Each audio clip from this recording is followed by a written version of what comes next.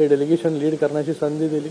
आमच्या डेलिगेशनमध्ये SS अहलुवालियाजी सारखे senior पार्लमेंटेरियन आहेत, ET बशीर मोहम्मद होते मुस्लिम लीगचे, त्याचबरोबर सस्मित पात्रा BJDचे खासदार आहेत, बासुरी स्वराजजी होत्या, मनन मिश्रा, अतुल गर्ग असे वेगवेगळे लोक ह्या खासदार ह्या डेलिगेशन्समध्ये होते। आणि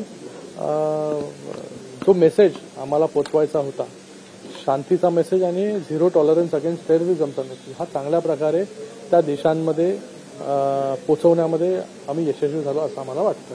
अनेक देशांनी मौन बाळगल्यामध्ये हल्ला झाला त्याबद्दल डेलिगेशनने चर्चा केली। ही खूप मोठी गोष्ट आहे की कुठल्याही देशामध्ये मौन बाळगणं, मोमेंट ऑफ सायलेन्स हे ऑब्झर्व्ह करणं पार्लमेंटमध्ये, ते सिएरा लिओन आणि लायबेरियामध्ये झालं।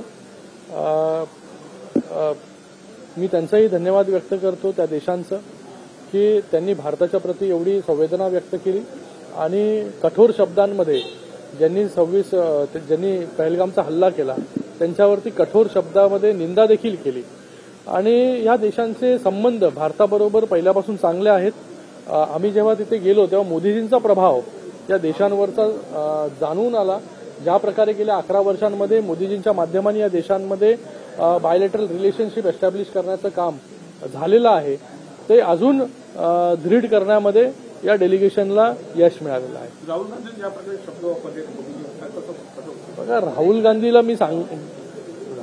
गांधी जी आहेत यांनी देशाबद्दल विचार केला पाहिजे, चीप पॉलिटिक्स बद्दल विचार न करता आज देशासाठी आपण लढतो। आणि त्यांनी त्यांच्या खासदारांकडून, शशी थरूरकडून शिकलं पाहिजे, खुर्शिदांकडून शिकलं पाहिजे, सलमान खुर्शिद यांच्याकडून, की कशा प्रकारे देशाची बाजू बाहेरच्या देशांमध्ये जाऊन मांडली पाहिजे।